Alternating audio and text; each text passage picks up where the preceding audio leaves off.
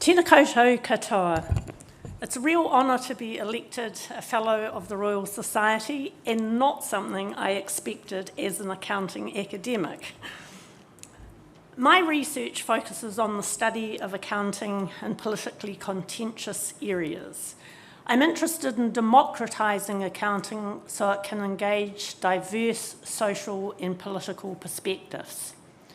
And I've approached this through a body of work that I have developed with colleagues and emerging scholars that has become known as the long title, Critical Dialogic Accounting and Accountability, or dialogic accounting for short. So today I'm going to provide some reflections on my research journey and provide some examples of my earlier and more recent work. So why the interest in democratising accounting? I've always found differences in social and political perspectives and the way they affect people's actions, reactions, and interactions fascinating. My research is focused on the links between competing perspectives in various aspects of accounting since I was a PhD student in the early 1990s. My life experiences before university have been a key influence. I left school at 15. I worked as a secretary and then for a trade union for 10 years before studying accounting. And as you can imagine, moving from the world of unions to the world of accounting was something of a culture shock. I studied accounting and political philosophy as an undergraduate student. My heart was in political philosophy, and I studied accounting for the job prospects. I was from a working class family, and it seemed frivolous to study something just because you were interested in it. However, as a student, I became increasingly interested in the social and political aspects of accounting. The accounting education that I had and the research training I had was firmly based on positivist ontology and epistemology.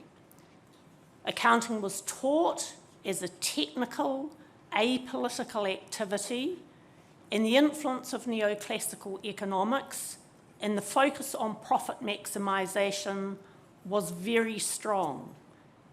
So it was all about rational economic men rather than the social and political people we were studying in political philosophy.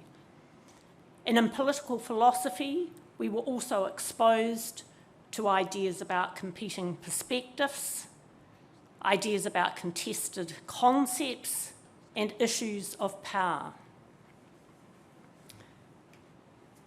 I became particularly interested in studying the relationship between underlying values and assumptions and accounting and accountability practices. For example, the way dominant logics such as neoclassical economics, neoliberalism, and shareholder wealth maximisation are embedded in accounting and accountability practices, and how this privileges certain ideas, values, and forms of knowledge over others. And I became interested in the relationship between accounting pluralism and democracy, and over time that became my specialty area. So my research draws a lot on ideas and concepts from other disciplines, in particular democratic theory. For example, examining the implications of different forms of democratic theory for accounting. And also areas such as labour relations, ecological economics, and gender and development studies. My early research focused on accounting and labour relations. For example, contrasting managerial and labour perspectives on the role of accounting in employment relations, and comparative studies of the regulatory environment in New Zealand and overseas. I was also appointed as an advisor to the Good Faith Bargaining Committee that was established by the Minister of Labour to support the introduction of information disclosure requirements as part of the Employment Relations Act 2000. And that included being involved in developing best practice guidelines with the then Department of Labour and work on occupational safety and health reporting.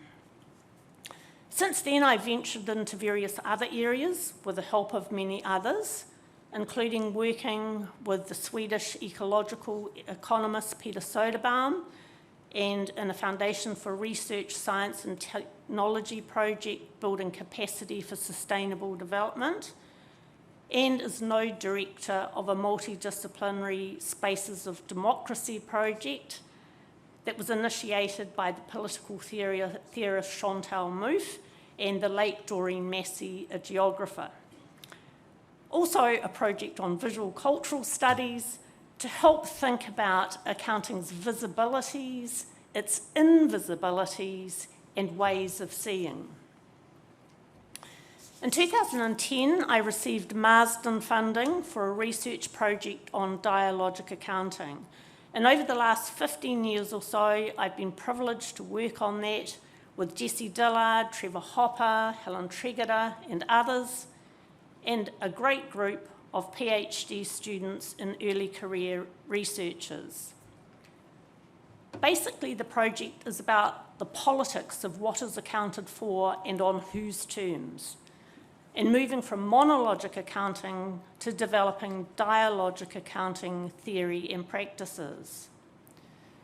So conventional accounting, we argue, is characterised by narrow inputs and closed down outputs, with a focus on financial capital and managerial control.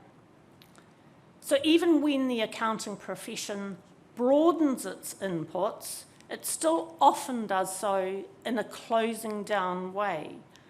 For example, focusing on whether there's a business case for corporate social responsibility in social and environmental accounting, rather than issues of democratic accountability or social justice. So dialogic accounting aims at broadening inputs and opening up outputs, or in short, moving from a focus on financial capital and capital markets to more voice-oriented approaches to accounting involving multiple public interests and issues of democratic engagement. And we do that through both critique of conventional accounting and trying to develop more pluralistic accounting and accountability and theory and practices. So much of the work that I've done with Jessie Dillard, Trevor Hopper and Helen Tregidor is conceptual in nature, and it draws heavily on political theory, in particular more voice-oriented and power-sensitive approaches to political theory. For example, deliberative democracy and something called agonistic democracy. And I'm currently, for example, co-editing a special issue of a journal that's examining different understandings of publicness and their implications for accounting and accountability.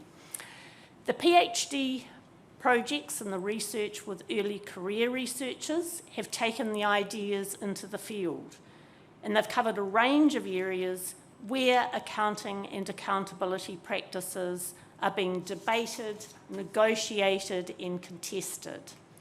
So a couple of quick examples and then finished. First, looking at civil society groups' counter-accounts. We've shown that civil society groups can and do question what is accounted for, how and why. For example, in producing reports on corporate tax minimisation and human rights violations that are helping to create new visibilities and enable critique and dissent. Work, another example, on microfinance and women's empowerment is aimed at showing how accounting and accountability practices in microfinance NGOs are dominated by neoliberal logics, with a focus on efficiency, financial discipline, and economic growth, and accountability upwards to donors. And we have proposed some alternatives based also on accountability to women borrowers, for example, that make visible the darker side of microfinance. Finally, I'd like to acknowledge those who have supported me throughout my research career, the mentors, the co-authors, the colleagues and students that I've worked with in New Zealand and overseas. In particular, strong collaborators, Jessie Dillard, Trevor Hopper and others. I'd like to thank the Royal Society and others for funding our research, my late parents, and my husband Steve for everything. And thank you for listening.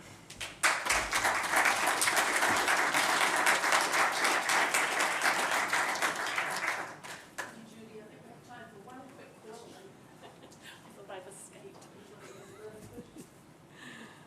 Yeah. Thank you very much indeed. I was wondering where your work sits in relationship to sort of the triple bottom line accounting, taking account of social and environmental factors. Yes, I think that that's a good start. However, a lot of it still comes in a way from a business case, especially as accountants approach it, comes from a kind of business case approach and still in its own way quite technocratic. So I'm in favour of having more bottom lines, but I think a new philosophy needs to be brought to it as well. Hence my work with people like the ecological economist Peter Soderbaum. And thinking also not just of more narrow technocratic measures, but also thinking about how narrative and other forms can help to encourage discussion, dialogue, debate on some of the central issues.